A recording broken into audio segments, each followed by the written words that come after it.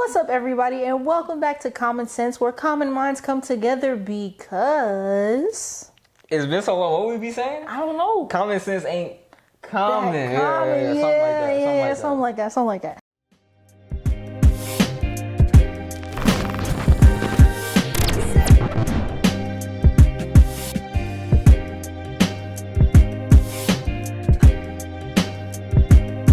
So, Common Sense family. For today's topic, first I'm going to tell you guys how we came across this topic. So me and Cameron were talking, and we started to talk about our childhood and whatnot, and the topic of sleepovers came up. And Cameron, you could kind of talk a little bit about it. You talked about how this was such a big part of your childhood. As a guy, sleepovers was all we looked forward to. Like, it was cool to like be online and talk to your friends like on the game, but when you were actually in person, it was the experience of that. But now I hear parents aren't really fond of it anymore. My daughter wants to do a sleepover. I'm like, you're never doing a sleepover. Like, you're never.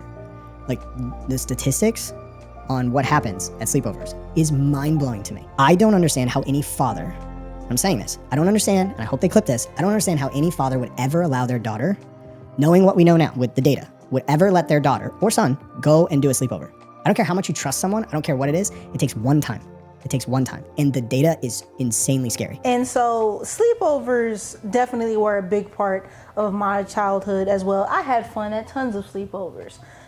However, in today's society, you could argue that it is no longer safe for children to have sleepovers. What do you think about that? That's the craziest statement I've heard. That's the craziest. Because part of the problem with this new generation and going forward is they lack personal skills and how to talk to people. They don't know how to do that. So if you eliminate the experience of a sleepover, and I'm only speaking from a guy's perspective, I know with some of the dangers that they're gonna say, like the guy said earlier in the video that they just heard, but when you take away that experience, you kill their communication skills. You kill what their personality could build like. Because it's one thing to have parental guidance the whole time, your parent watching you. It's another thing when you're actually with your friends by yourself. You really get to see some of those building blocks. So taking that away to me that's not a good thing for kids. Now, while I do agree with you that there are some interpersonal skills that come along with that, and not only that, it's just super fun, being in another house, just coming from a person that had different things or had different resources than my friends growing up. I was able to experience so many different things because of my friends. Like, I don't know, this may seem a little crazy to y'all, but walking into a house with stairs was amazing to me. I don't know what was this. I had a friend from Minnesota. He first showed me what a root beer float was. I ain't ever seen that before. It's good. Like, okay. His mom made us pizzas. I never made no pizza. We just ordered it. Those are some of the things like when you get to see what other families do and you get to see like how you react to some of those things. And I agree with that, but I think we can also think that times are very different. Now, if it's somebody that you trust, it's totally different. But before, if somebody's parents came to the classroom and was like, hey, everybody, we're giving out invitations. My child is having a sleepover. You didn't even think twice about it. But nowadays, it is totally different. I'm not sending my kid into somebody's home that I do not know. We have adults and we have parents that take advantage of their own children. For sure. So if they will do that to their children, Lord knows what they will do to your children. I think times are very different now to where people are even crazier now. And when you think of children, it's just hard to think that, okay, for this allotted amount of time, my kid is going to be in somebody else's hands besides a teacher, besides anybody else that is in a school district. So it's kind of hard to deal with that or to think of that, especially as a parent. And like I said, times are totally different to where so many crazy things are happening in the world today. And I think even back when we were younger, there was more of a village. There was more of an understanding that kids, you don't mess with kids, or kids are important. And now even we get to the point where even parents don't even consider kids as important at this point. Kind of give you like a hypothetical, and I understand what you're saying, because some people are weird. There are weirdos out there that you should definitely be there for, and we'll kind of revisit that a little bit. But if everyone had that same way of thinking about everything in the world, nobody would drive a car, because car accidents happen every day, so why would you let somebody drive a car? More school shootings happen now, so should you just take your kids out of school completely? No. So I think that is honestly on the same basis of this whole entire sleepover thing. Part of the sleepover process is the parents meeting each other. And I feel like, of course, you just don't sign off to your kid going anywhere, but their kids are friends. They've talked, they probably tried to plan this in some way. At least that's what I did. I was like, hey, tell your mom what my mom said. You get on the phone with my mom. You know, exactly. And so they either meet and you work through it like that. And sometimes most of my sleepovers came from sports teams. So usually there will already be like a parent community there too. But that doesn't mean the parents knew each other 100%. But with that, it built, I guess that conversation they had, it kind of built enough trust to where, okay, this could happen, and you see that happening more and more, where it's like, okay, the parents talk, and now y'all are having a sleepover this day, having a sleepover this day, this day, this day, this day. Is it more that parents are afraid of just like the whole sleepover part, that it's overnight? You think that's more the That's problem? what I think the problem is. So, okay, I would ask you, do you think that there should be a buffer zone? Like, okay, maybe we have a play date first. Maybe we take our children out, and while they're playing, we can talk and get to know each other better. Or something that, to like, kind of like a point to where the parents are getting to know each other more, because as you stated with your situation, that's a sports, like the sports community is like y'all are seeing each other all the time at games, practices, parent meetups, all of that good stuff. And and the parents probably have gotten together to discuss pricing for certain stuff, what uniforms to get, where the kids should be at different places. So even though they don't know each other like that well, as far as like being the best of friends, but they know each other to some extent. If it's a situation where, because again, while these kids are at school, these parents are not meeting their parents. They're just getting closer in school because they see each other every day. But I don't know what their parent is like. I don't know what their family dynamic is like. And also, it is dangerous overnight as far as like thinking what could happen to the kid, but you also don't know what are these people's morals and values. What could they be teaching my kid? What could they be possibly telling my kid over a sleepover, or some things that could happen? It's so many factors. But I feel like we're only highlighting the negative parts of the sleepover. But I feel like this overcautiousness about having a sleepover is, I just think it's too much, because and then you're gonna get to a point where your child is so guarded. How are they gonna interact with a different family when you're not there? Like, are they gonna be by themselves more? Are they not gonna want to talk to people? I feel like that's what happens when you don't have those sessions. Well, I would argue that your kid doesn't just get interpersonal skills through sleepovers. I would say that they get it through multiple things. Like for example, I didn't have a lot of sleepovers growing up, but I got interpersonal skills through just going to school every day and talking to friends. I gained interpersonal skills through clubs. I gained interpersonal skills through certain situations that happen in school. You learn through your teacher as well. I think there should also be a give and take here. So a sleepover is basically overnight, and I know there are specific things that kids do at sleepovers that they can't necessarily do on a regular play date. But if we start a play date, if we go to the park, to the movies, whatever kids do nowadays, I'm not sure what activities children are doing, but if we go to the movies, go to the park, and do a whole bunch of stuff in a span of time from in the morning time to about 2, 3, 4 o'clock in the evening, that's basically the same span of time that they would have in a sleepover. So would you say that allotted time would be just as good as the sleepover? It depends on what the kids are into as well. Because I mean, sleepovers don't have to be as complicated. We're talking about going to the park or going to do this or that. Some kids just want to sit down and play video games and stay up all night. That's what I did as a kid at sleepovers. A lot of times we just stayed up till like 4 o'clock in the morning, talking, playing video games, eating popcorn, whatever. But that's what I'm saying. Why does that have to happen at night? That could typically happen during the day. For example, they could just come over, or the parents could set out an allotted time. They could come over, play the video game, eat snacks, everything that you said, and then go home. What's wrong with the sleepover portion of it? I'm just saying some people might not feel comfortable with sending their children overnight to somebody's to somebody's house who they are not familiar with. Now, if you want to send your kid to your cousin's house, if you want to send them to someone who you've known for a very long time, that's totally different. I am not against that whatsoever. Somebody that you trust, again, this situation is going to vary depending on who we're talking to and the connections that they have. But the situations I'm talking about is the parents that may not have gotten a chance to get to meet the other parent. And I'm sorry. Why would you?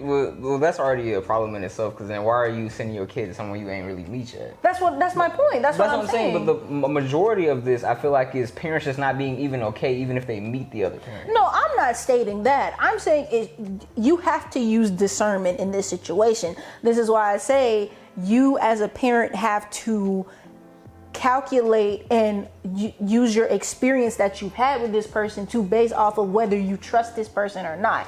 But there have been situations, and I'm speaking, you talked about when you were a kid. Yeah. When I was a kid, there are situations where a person is having a birthday party at school, and the parents may bring some cupcakes or a cake or something, and then all of the kids or all of the girls or the boys, whoever is having the party at that time, if they are having a sleepover, they give the invitations out to the girls or the boys. And so then you would take it to your parent. You will receive that invitation to the sleepover. If you say, oh, Miss Thompson, I've never met Miss Thompson before. I've never had a conversation with her. But your kid so desperately wants to go to the sleepover because she's friends with Thompson's child, you would have to let that kid down softly simply because I have never met Miss Thompson before. I don't know who Miss Thompson is. I feel like if we just talking about not meeting them and just going to a random person's house, then yes, that makes them a stranger. That's what it is. But I'm saying a lot of people are just negating the fact of a sleepover at all just because of some of the possible dangers that could happen. Yeah. But all I'm saying is there's possible dangers in doing everything. But people I invited from sleepovers weren't random people. Yeah. They weren't just like associates or people that I saw in class. If you ever came over my house, you was like a real friend. Not a lot of people have came over my house to have a sleepover. I haven't gone on to a lot of people's houses to have sleepovers. If we were doing a sleepover, that means that the friendship got to a certain level where we felt like that was okay. That's where it worked in my mind because I don't just let strangers in my house. Even as a kid, I knew that was weird. Right. We're not cool like that. What we gonna talk about? Right. You know what I'm saying? Yeah. So I feel like if the kids have gotten to that point, even to the point where the parents know who that friend is, right, to still negate and not want to do the sleepover, to me, is killing parts of the friendship. When you have that sleepover, that's how y'all become real friends. If you take that away, y'all only relationship will be in school and then the summer to go by, and then by the time y'all get to college, are y'all even gonna talk to each other anymore? I believe that you do not necessarily have to have a sleepover to be that close of friends. Sometimes you may see each other all day, every day, even outside of school. Like you could have weekends and you can go and see each other all the time. Like you could have somebody that may live close to you, may not be in your neighborhood, but you guys are not that far away where you guys could easily meet up, ask your parents to meet up, and you guys see each other regularly. That doesn't necessarily mean that you have to have a sleepover to cement your friendship. When we were referencing not allowing your child to go over to a complete stranger's house. But there are situations where the kids are seeing each other every single day at school. Because 9 times out of 10, that's where they're meeting, right? But it's in like a construction type thing. It's school and being at someone's house is totally different. You have to act a certain way. Okay, that's not what I'm saying though. What I'm saying is, these kids are seeing each other every single day. They're going to recess. They're eating lunch together. Most of the time, you could say that children are around their friends longer than they are their parents. But they're seeing each other for almost every single day for a long amount of time. They have recess. Of course, they are learning in this situation, but they are talking to each other. They are spending a lot of time with each other at recess, at lunch. They're talking to each other at the lunch table. There are also other stuff, like, I don't know if your school had this, but like music classes and art classes. Those are typical classes where people talk to each other more, not just in just straight instructional time. And in that time, those kids are getting closer and closer and closer. But while they're getting closer, the parents are on two totally separate paths. They're working. They don't know each other. So when just picture those kids maybe wanting to have a sleepover, and then they ask their parents, but the parents know nothing about each other. That's a certain situation that I would look at and be like, what do you tell your kid? Because I don't know who this person is, but the kids are so close. They're friends. That's why I feel like the parents have to meet at the beginning. I mean, I get what you're saying, but I feel like part of the portion is the parents having that conversation, right, and knowing a little bit about each other. Right. I feel like when you just veto, like something like the guy in the video earlier, he vetoed the entire process of having a sleepover in general. I just feel like that eliminates some of the friendship that your child is having. That eliminates some of the conversation, some of the development of your child when you just kind of take that portion out of their life completely. And I know you said there's a difference between the sports community and going and having people at your school that you have sleepovers with. But my closest friends now aren't all the people that I played sports with. There are people I met in school and had those experiences with and had those sleepovers with. And now we're closer and friends. And even as we grow older, we can count back on some of those experiences to do that. But if you eliminate that, I mean, you could be friends with anybody at school. You're supposed to be nice to everyone at school. So how do you discern who your real friends are if you don't have that? You're supposed to, but that's not reality. Kids, like, when you're in school, you pick and choose who your friends are. You may talk to everybody, but there's a few people that you pick that's gonna be, like, for example, I have friends that am still friends with today that I went to school with, but I never had a sleepover with them. But I had some sleepovers with some people, and I wouldn't even consider them my friends. Why did you go to a sleepover with them then? Because I was friends with them back then, but then again, I was like 10 years old. Like, and you're saying that this is going to have a heavy impact on them growing up. All I'm saying is a sleepover does not just designate who you are as a person and your friend in your friendships. But it helps some of the development of it, though. At least in my experiences, it did. Maybe it didn't do that for you. I just think that you can get that from other instances. I agree with what you're saying, because sleepovers was a time. Okay, I definitely understand what you're saying, but I just don't think there are other situations that you can have, or there are other things that you could do with your friends that can build that same rapport, is what I'm saying. Over time, specifically, if you're friends with somebody for years and years and years, a sleepover is not going to change the fact, or it's not going to designate how strong and firm your relationship is. I feel like it does, because I feel like the kids that aren't invited to the house and are their so-called friends aren't really their real friends. And I'm gonna get to it, because I feel like when you have that sleepover, you have that time, that extra allotted time. I know it's overnight. You become closer to that individual than everyone else on the outside. And that's how you end up becoming close friends with somebody, because you guys are having those experiences together. That person that misses out on those experiences, they're not as close of friends as the other two people that actually went to the sleepover are. That's why I stated the allotted time that you have during the day is the same thing as the sleepover. It's just not at night. Like, if you hang out with somebody from the morning to in the evening, that is the same allotted time as a sleepover, but you're gonna be sleeping for half of the sleepover. Not necessarily. So y'all was just staying up all night and y'all didn't go to sleep? I'm not saying we didn't go to sleep, but if it was a sleepover, we were up late into the night. That's true, but that's what I'm saying. There are other ways to get around it. I don't think that you necessarily have to be sleeping over late at night for it to be considered like a close friendship. I'm not saying it's make or break at night. I'm just saying, from my experience, I've gained closer bonds to having sleepovers than not. If I've never had a sleepover with you, we was probably never really friends or real friends. I'm just being for real. That's just me. But if I never invited you over to my house, or we never got to that point, we were associates, but you have never really been in my inner circle. So, and I think that is probably what has compelled me of thinking that the sleepover was like the concealment of it, because that's what ended up happening for me. All of my close friends, I probably had a sleepover with, or they probably been over my house overnight, or I've been over their house overnight. That is how bonds was formed. That's how we realized when my parents are around, how am I thinking? What would I do in these type of situations?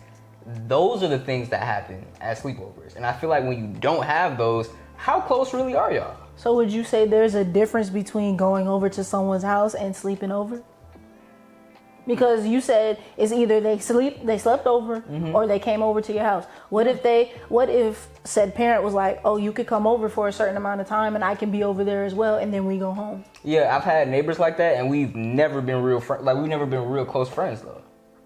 And I've had people come over my house for a lot of time. A couple years later, I don't talk to them no more. I'm just saying that's just how my experience has been with the entire process. So. I do think that it's you do need to take it into consideration the dangers of sending someone over at somebody's house. No, I know, and I agree with, there are, like I said, there are weird people that do weird things out there. But I'm saying, from what I experienced, those sleepovers shaped my personality, have long-lasting bonds that with the friends I still have to this day. So hearing someone say that these things don't matter and they wouldn't want to do it is anti everything that made me what I am today.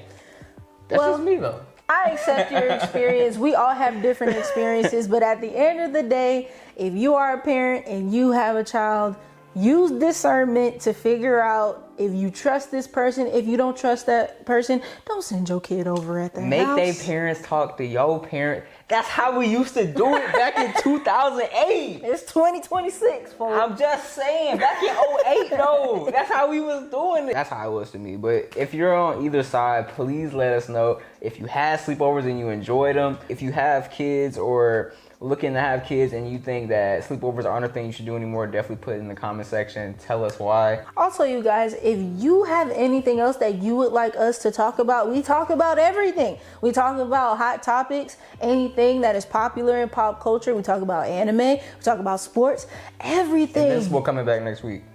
Oh yes, we will be talking about that. Yeah. We will. R.I.P. We're gonna save that for later. But comment this out. Thank you guys for watching.